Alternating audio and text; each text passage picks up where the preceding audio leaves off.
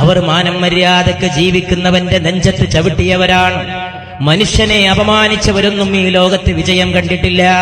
എന്തുകൊണ്ടെന്നാൽ മനുഷ്യനെ അല്ലാഹു ബഹുമാനിച്ചതാണ്. ലഖദ് കറംനാ ബനീ ആദം, മനുഷ്യ സന്തതികളെ നാം ബഹുമാനിച്ചിരിക്കുന്നു. അതുകൊണ്ട് പഠിക്കേണ്ട പാഠം പഠിക്കാൻ കിട്ടുന്ന ഒരവസരവും നഷ്ടപ്പെടുത്തരുത്. അധികാരികൾ, അധിപതികൾ, ആ അധികാരികൾ ആയുധമുണ്ടാക്കുന്നു, ആയുധം കച്ചവടം ചെയ്യുന്നു, പാവപ്പെട്ടവരുടെ രക്തം ഊറ്റിയിട്ട് അതുകൊണ്ട് ആയുധം ഉണ്ടാക്കുന്നു. ഉണ്ടാക്കിയ ആയുധം ആ പാവപ്പെട്ടവരുടെ നെഞ്ചത്ത് തന്നെ പോയിട്ട് പ്രയോഗിക്കുകയും ചെയ്യുന്നു. അങ്ങനെയുള്ള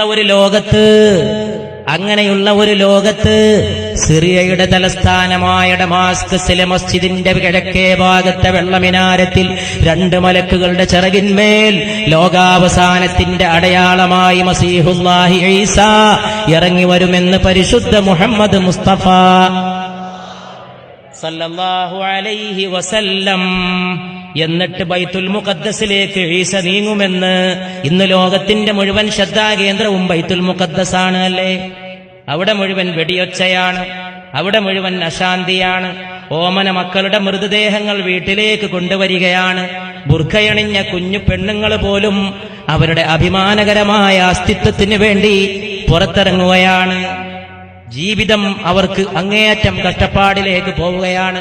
പിറന്ന മണ്ണിന് വേണ്ടി പോരാടുന്നവൻ ഭീകരവാദി, അവരെ പോയിട്ട് അമർച്ച ചെയ്യുന്നവനോ വലിയ വലിയ പുരോഗമനവാദി.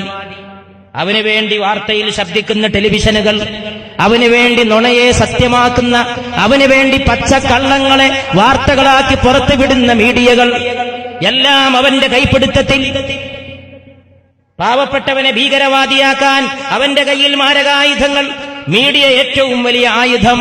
അവൻ പടച്ചുവിടുന്ന അസത്യങ്ങൾ ലോകത്ത് മുഴുവൻ ആളുകൾ കണ്ട് വിശ്വസിക്കേണ്ടി വരുന്ന സാഹചര്യങ്ങൾ.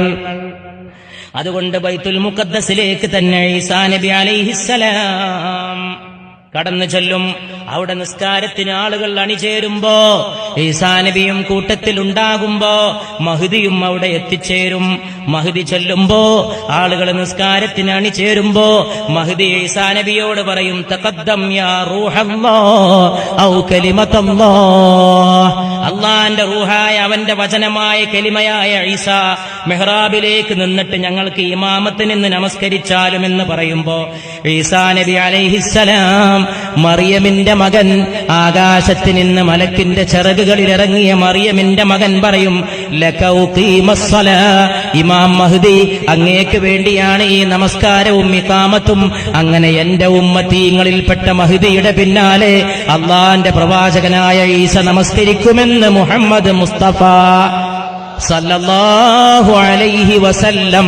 അവിടെയും മുഹമ്മദീയ മഹത്വമാണ്. സല്ലല്ലാഹു അലൈഹി വസല്ലം മഹ്ദിയുടെ മഹത്വമല്ല, മഹ്ദിയുടെ നായകന്റെ മഹത്വമാണ്. സല്ലല്ലാഹു അലൈഹി വസല്ലം.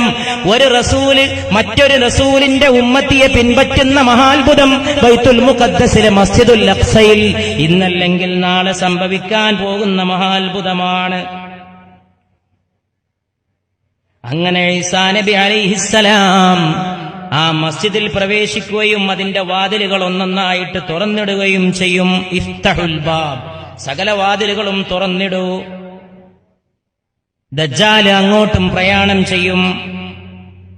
നബി സല്ലല്ലാഹു അലൈഹി വസല്ലം പറയാണ്, മിന്നല്ലദീ യുസല്ലി ഖൽഫഹു ഇബ്നു മറിയം, മറിയമിന്റെ മകൻ നമസ്കരിക്കുന്ന ഇമാമും എന്റെ ഉമ്മത്തികളുടെ കൂട്ടത്തിലുണ്ടെന്ന് പരിശുദ്ധ റസൂൽ സല്ലല്ലാഹു. എത്ര അഭിമാനത്തോടെയാണ് 1500 കൊല്ലം മുമ്പുള്ള അവിടുത്തെ ധീരമായ വചനം.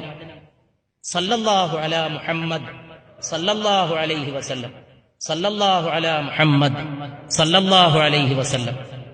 അവിടുത്തെ തിരുനെഞ്ചിന്മേൽ സലാത്ത്, അവിടുത്തെ തിരുഹൃദയത്തിന്മേൽ സലാത്ത്, അവിടുത്തെ തിരുനയനങ്ങളിൽ സലാത്ത്, അവിടുത്തെ കവിൾ തടങ്ങളിൽ സലാത്ത്, അവിടുത്തെ അധര കുസുമങ്ങളിൽ സലാത്ത്, അവിടുത്തെ പാദങ്ങളിൽ സലാത്ത്, അവിടുത്തെ ഹസ്തങ്ങളിൽ സലാത്ത്, അവിടുത്തെ തേജോരൂപത്തിൽ സലാത്ത്, അവിടുത്തെ മിന്നിമറിയുന്ന പ്രകാശസ്വരൂപത്തിൽ സലാത്ത്. സല്ലല്ലാഹു അലാ മുഹമ്മദ് സല്ലല്ലാഹു അലൈഹി വസല്ലം.